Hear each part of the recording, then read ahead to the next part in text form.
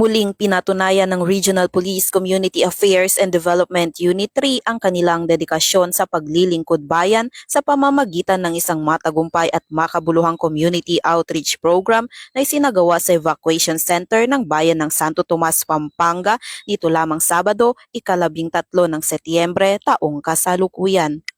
Pinangunahan ang aktibidad ni Police Lieutenant Colonel Lorvin A. Layugan, Officer in Charge ng RPCADU 3, katuwang ang Regional Community Affairs and Development Division 3 sa ilalim ng pamumuno ni Police Colonel Ferdinand D. Hermino at Santo Tomas Municipal Police Station kasama ang mga first multipliers ng bayan. Sa kabuuan, 300 food packs na naglalaman ng mga pangunahing pangangailangan katulad ng pagkain ang naipamahagi sa mga residente, kabilang ang mga pamilya na naapektuhan ng kamakailang kalamidad at nangangailangan ng dagdag na suporta. Ang aktibidad ay sinabayan ni Police Lieutenant Colonel Layugan ng pagbibigay ng impormasyon hinggil sa mga pangunahing programa ng PNP, kabilang ang kampanya kontra krimen. Dahil nga po, ngayong buwan ay National Crime Prevention Month. Isa lang po kahilingan namin at panalangin namin.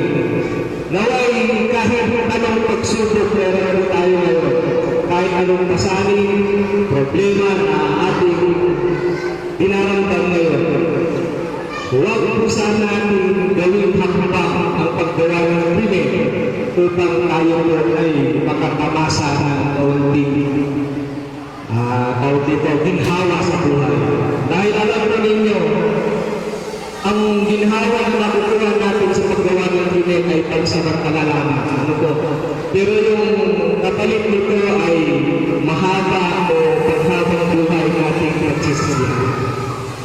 Muli po, magpakatatag po tayo, magsikap, at laging manalangin sa buong may kapal. Mabuhay po tayo at pagkakalaman po.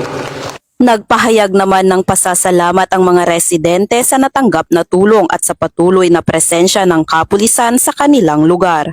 Ang masasabi ko lang po, ma'am, is dito po sa binigay na biyaya sa amin na mga nasalanta ng paglubog o baha, malaking tulong po para po sa amin mga medyo nahihirapan, minsan na walang trabaho. Sobrang thankful po kami sa mga PNP sa binibigay po sa amin na mga tulong kagaya po ng ganito. At sa mga activity po na sinasalihan namin, nagpapasalamat din po kami at kinikilala din po kami minsan. Thank you po. Maraming salamat po.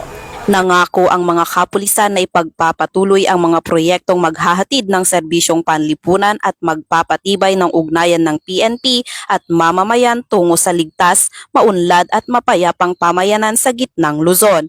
Bilang malinaw na patunay na ang kapulisan ay hindi lamang nakatuon sa pagpapanatili ng kapayapaan at kaayusan, kundi maging sa pagtulong sa pagbangon ng mamamayan mula sa iba't ibang hamon ng buhay. Mula dito sa gitnang Luzon, ako ang inyong PNN correspondent, Patrolwoman Jilly Advincula Peña, alagad ng batas, tagataguyod ng Balitang Pulis.